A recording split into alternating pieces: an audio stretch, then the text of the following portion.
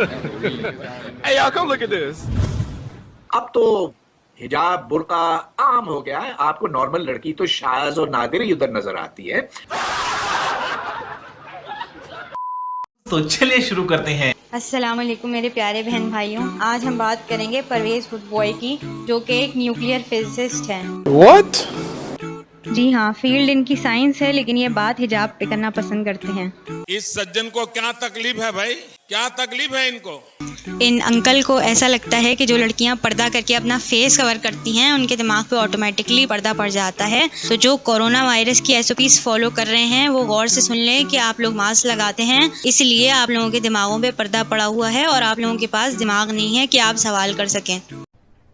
अरे कहना क्या चाहते हो? देखिए कितने अच्छे से समझाया है इन्होंने हमें पर्दे का मकसद। जब क्लास में ऐसी लड़कियां बैठती हैं तो वो सवाल करने से उनमें ज्यादा झिझक होती है और वो कतराती हैं सवाल करने से। मुझे लगता है कि आपकी स्टूडेंट शायद इसलिए घबराती होंगी सवाल करने से, क्योंकि जब वो आपसे सवाल पूछती होंगी तो आपका रिस्पॉन्स कुछ ऐसा होता होगा। चुप, बिल्कुल चुप। हिम्मत कैसे हो तेरी मुंह खोलने की? या फिर आप उन टीचर्स में से हैं जो बचपन में हमें कहते थे कि ये समझ में ना आए तो 100 दफ़ा पूछ लेना या 1000 दफ़ा पूछ लेना, मगर जब उनसे दूसरी दफ़ा भी पूछा जाता था तो वो ऐसा जवाब देते थे कि हम ज़िंदगी भर उनसे दोबारा सवाल नहीं करते थे। तो मेरा ख्याल है कि आपको अपनी टीचिंग स्ट्रेटजीज चेंज करने की ज़रूरत है, क्योंकि आप किसी मदरसे के मुफ्ती साहब से भी जाके पूछ सकते हैं कि हिजाब करने वाली लड़कियाँ सवाल पूछती हैं या नहीं पूछती।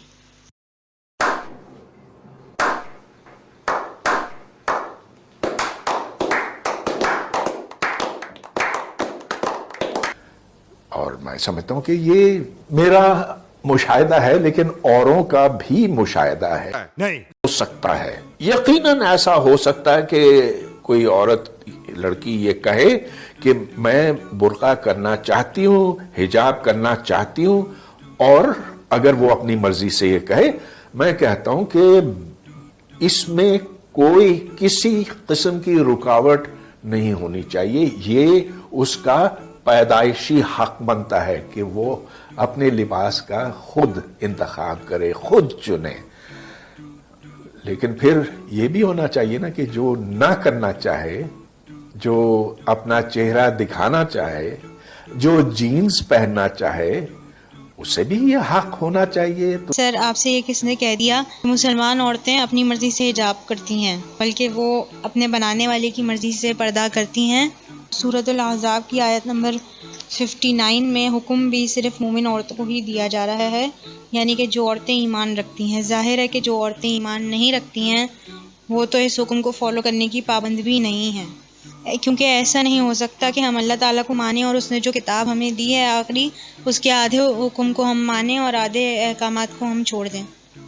दूसरी बात, जो आपने जीन्स पहनने वाली लड़कियों की बात की कि उनकी अपनी मर्ज़ी होनी चाहिए, तो जो मुसलमान औरतें नहीं हैं वो भी अपने कल्चर में ही बाउंड हैं, और चाहे वो बेपर्दा रहना चाहें या ना रहना चाहें, उनको भी मजबूरन बेपर्दा रहना पड़ता है, क्योंकि उनके पास और कोई दूसरा ऑप्शन नहीं है और ना ही कोई ऐसी किताब है।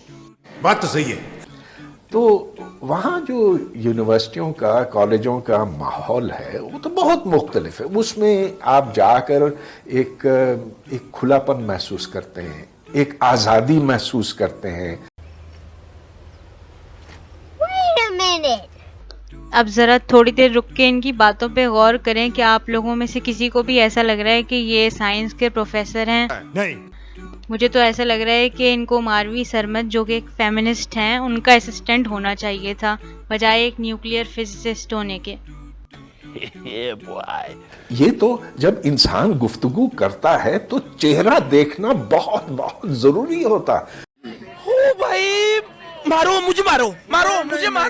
इस बात से है कि जो लड़की अपना चेहरा कवर कर लेती है, अपने मुंह को छुपा लेती है या हिजाब कर लेती है, उससे कम्युनिकेशन में गैप आता है। तो डॉक्टर साहब बराए मेहरबानी फोनों का इस्तेमाल करना छोड़ दें, क्योंकि फोन में तो अगले बंदे का चेहरा नजर नहीं आ रहा होता।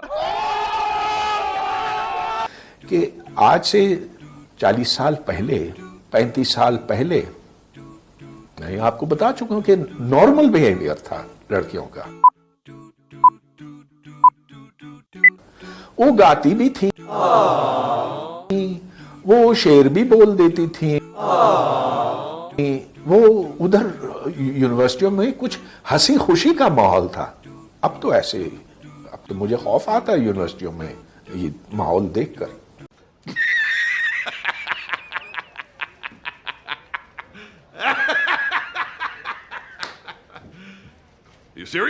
चलो भाई देखो अब मैं क्या करता हूँ। यूनिवर्सिटीज़ में नाच गाना पसंद है। डॉक्टर साहब, मैं भी साइंस की थोड़ी बहुत स्टूडेंट रह चुकी हूँ और मुझे जहाँ तक याद है हमारा सब्जेक्ट ही कुछ ऐसा है कि हमारे पास इन सब चीज़ों का टाइम ही नहीं होता। Please, I don't have any time for any gossip now. Eh? Yes. Look at it.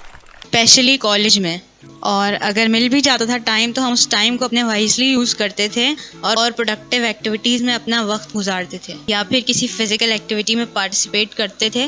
और हमारा तो था ही प्योरली गर्ल्स कॉलेज, तो ये बिल्कुल भी ज़रूरी नहीं है कि अगर आपने फ़िज़िकली फ़िट रहना है या आपने इंजॉय करना है या फिर अपना सर्कल बढ़ाना है तो आपको लड़कों से गप्पे मारने की अशद ज़रूरत पड़े, क्योंकि हम कॉलेज और यूनिवर्सिटीज़ में पढ़ने जाते हैं, दोस्तियां करने या फिर इंजॉय करने नहीं जाते। अगर आपको ये बात पता हो तो।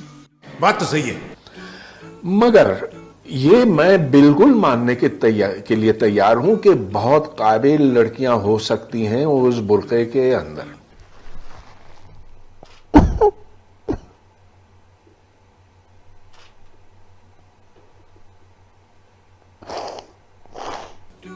वो तो कुदरत की देन होती है ना। वो तो हो सकता है कि उस बुर्के के पीछे कोई बुद्धू हो सकता है कि बहुत कोई ब्राइट लड़की हो।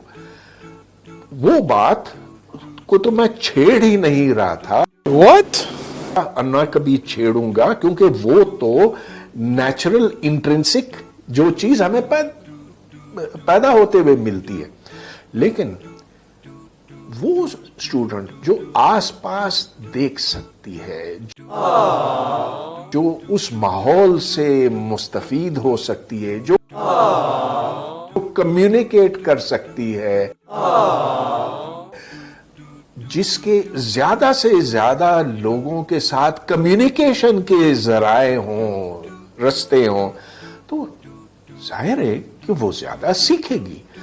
और मैं ये तो सर, हम इतनी देर से आपको यही समझाने की कोशिश कर रहे हैं कि किसी का बेवकूफ़ होना या फिर ब्राइट होना इस चीज़ पर डिपेंड नहीं करता कि वो अपने आप को कवर करती है या नहीं। तो जैसे कि मैंने पहले भी बताया कि आसपास देखने और कम्युनिकेट करने के लिए पर्दे का उतारना बिल्कुल भी ज़रूरी नहीं है।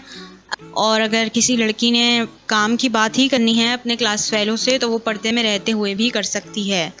दूसरी बात यह कि मालूमात बढ़ाने के लिए और कम्युनिकेशंस के ज़राए बढ़ाने के लिए को एजुकेशन का होना बिल्कुल भी ज़रूरी नहीं है। और पाकिस्तान में बहुत सारी ऐसी यूनिवर्सिटीज़ हैं जहां को एजुकेशन नहीं है, फिर भी वहां की लड़कियां टॉपर्स हैं और सब समझती हैं।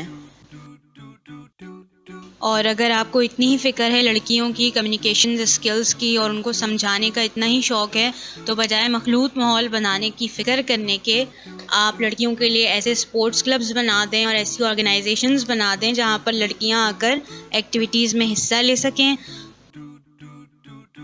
पाकिस्तान में ऐसे इंस्टीट्यूट्स खुल रहे हैं जहां पे लड़कियां भी एक्टिविटीज़ में पार्टिसिपेट कर सकती हैं और अपनी कम्युनिकेशन के ज़राए बढ़ा सकती हैं, जिसकी सबसे बड़ी एग्जाम्पल यूथ क्लब है। तो मुझे उम्मीद है कि आप लोगों को कुछ बातें क्लियर हुई होंगी। और चलें फिर हम अपनी वीडियो ख़त्म करते हैं और नेक्स्ट वीडियो में मिलेंगे इंशाल्लाह। जब तक के लिए अल्लाह हाफिज़। खत्म।